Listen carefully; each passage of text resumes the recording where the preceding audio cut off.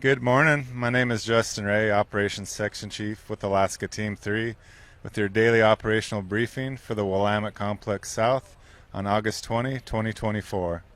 We've had a couple really good days out there with the crews and all the resources we have, putting in additional containment around the fires with all the hard work they've done out there the past few days, and we're looking to continue to do so today. Up on the chalk fire, we did add some containment on the southwest corner as the crews were able to get in there, fall hazard trees, and mop up and extinguish any remaining hot spots within the fire lines.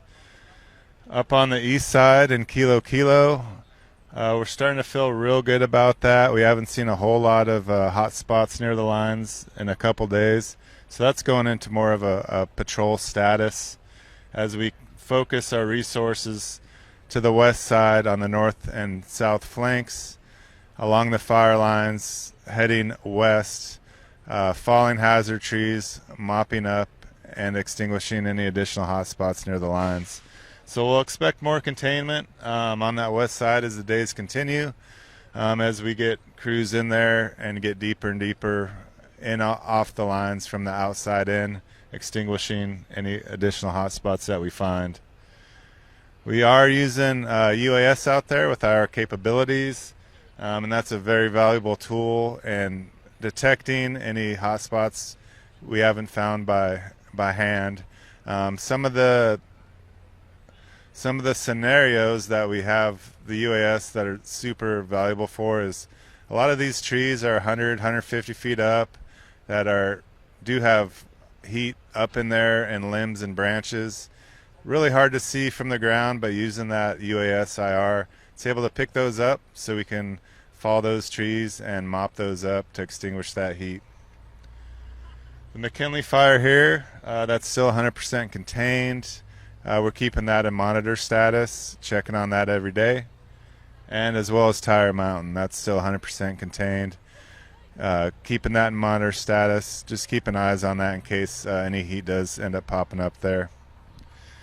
Down in our branch 12, our main focus, one of our main focuses is the coffee pot fire, the biggest fire.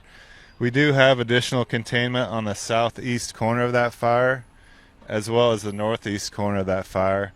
So we're working from west to east, falling hazard trees, reducing those risks to the firefighters out there, creating safe work environments for the crews to go in and mop up and extinguish any hot spots in there. So that is going well, ongoing, working our way to the east there, using existing roads and dozer lines. That fire has not moved out of its original footprint in a couple weeks though. So starting to feel real good about that and continuing to mop up and secure that line.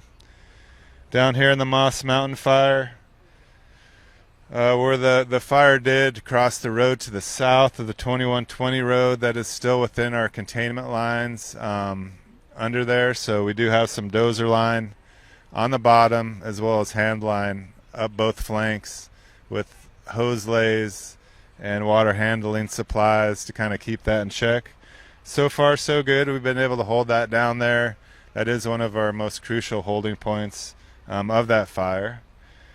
On the western side of Moss Mountain, we are continuing our indirect line construction there, a mix of roads, dozer line and hand line, all the way up to the 23 road to the north. Making good progress there. Got a few more days on that. The 23 road to the southeast is our northern holding feature there that we're using and line prep, and then down and around back down to the 2120 road. So making good progress on our indirect lines. We are using some roads closer to the Moss Mountain fire, especially on that west end here. There's a road that comes up. We're using that as a check line. And based on the IR flight from last night, wasn't a whole lot of heat on that west line, so we're going to continue to monitor that.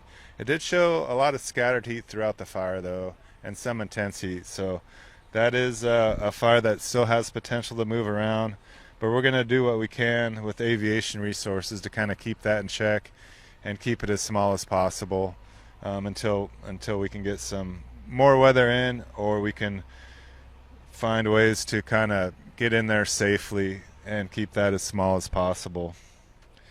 Down on the 217 fire, that's still in monitor status. Haven't seen much heat on there in the past week. We're actually going to backhaul some supplies off that fire today. And then 208 fire out in the wilderness there. We are going to begin some indirect line production on existing roads to the west of that fire, prepping those in case the fire does want to make a move out to the west towards the valleys at risk on that side. Thank you and have a great day.